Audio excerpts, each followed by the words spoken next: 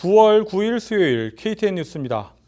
전 세계가 코로나19 백신 개발을 위해 전속력으로 달리고 있는 가운데 아스트라제네카가 코로나19 백신 3상 임상 시험을 일시 중지했습니다. 시험 참가자 중 한 명에게서 급작스러운 질환이 발생했기 때문입니다. 관련 소식을 김용성 기자가 보도합니다. 아스트라제네카는 현재 진행 중인 코로나19 백신의 3상 임상 시험을 일시 중지했습니다. 백신을 접종받은 참가자 중 한 명에게서 심각한 질환이 발생해 부작용의 가능성이 제기되었기 때문입니다. 의료 전문지 스탯에 따르면 해당 참가자는 영국에서 임상시험에 참가한 여성이며 염증성 증후군의 일종인 횡단성 척수염이 발생했습니다. 아스트라제네카 측은 백신의 안정성을 보장하기 위해 임상시험을 중단하고 조사에 착수했다고 밝혔습니다.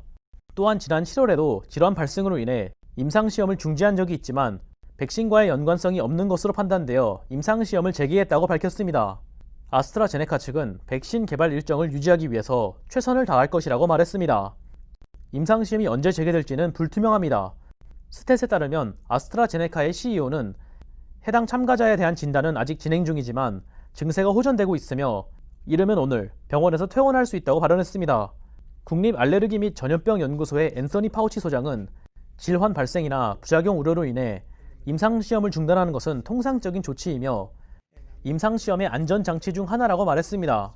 한편 트럼프 행정부가 대선 전에 백신을 승인하기 위해서 정치적인 압력을 행사할 것이라는 우려가 나타나자 아스트라제네카를 포함한 9개 백신 개발 업체는 어제인 8일 안전을 우선시할 것이라는 공동 성명을 발표했던 바 있습니다.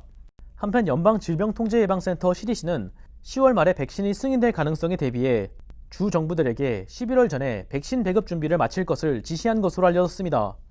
KTN 뉴스 김용성입니다.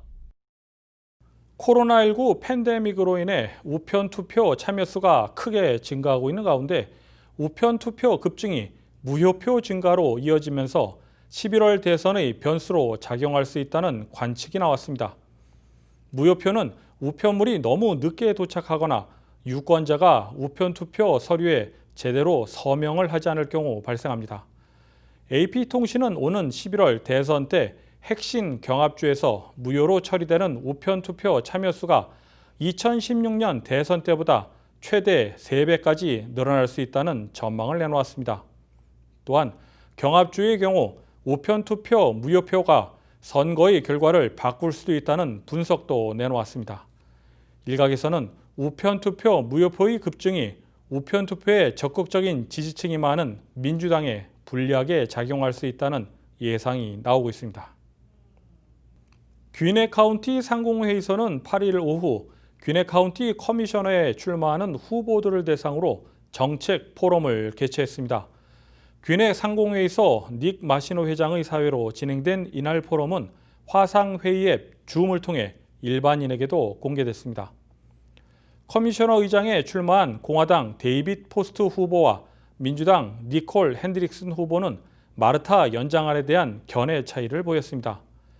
포스트 후보는 마르타가 귀네 지역까지 연장하는 부분과 교통특별세 징수에 대한 반대하는 입장을 나타냈습니다.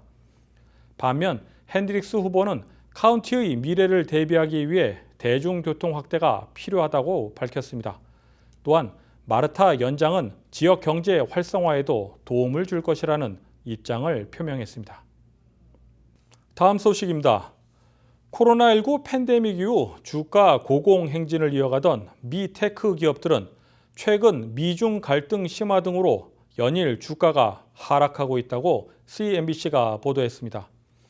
보도에 따르면 노동절 이후 지난 3일 동안 애플과 마이크로소프트, 아마존과 구글, 테슬라와 페이스북 등 대표 6개 테크 기업들의 시가총액이 총 1조 680억 달러 감소했습니다. 이들 6개 테크 기업의 시가총액은 올해 초 5조 달러를 넘었고 지난 2일에는 8조 2천억 달러로 정점을 찍었습니다. 하지만 노동절 연휴 전후로 하락세를 보이면서 8일 기준 7조 1천억 달러로 내려갔습니다. CNBC는 애플의 경우 올해 예상 연매출과 맞먹는 금액이 단 3일 만에 하락하는 등 가장 큰 손실을 봤다고 전했습니다. 다음은 오늘의 코로나19 현황입니다. 송여경 기자가 정리했습니다. 오늘인 9일 오후 3시 기준 미국 내 코로나19 누적 확진 환자는 652만 9,429명, 누적 사망자는 19만 4,629명입니다. 어제 하루 동안 신규 확진 환자는 2만 8,561명 늘었고 신규 사망자는 496명 증가했습니다. 주별 누적 확진 환자는 캘리포니아, 텍사스, 플로리다, 뉴욕, 조지아주 순으로 많습니다. 주별 누적 사망자는 뉴욕, 뉴저지, 텍사스, 캘리포니아, 플로리다 순으로 많습니다.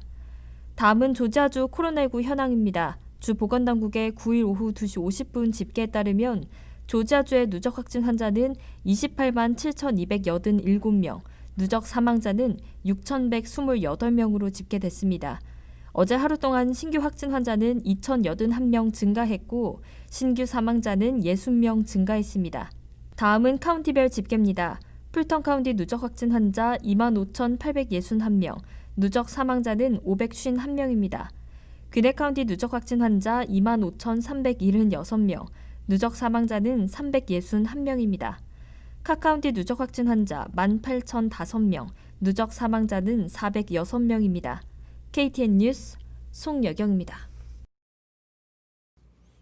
아스트라제네카는 현재 진행 중인 코로나19 백신의 3상 임상시험을 일시 중지했습니다. 부작용 가능성이 제기됐기 때문입니다.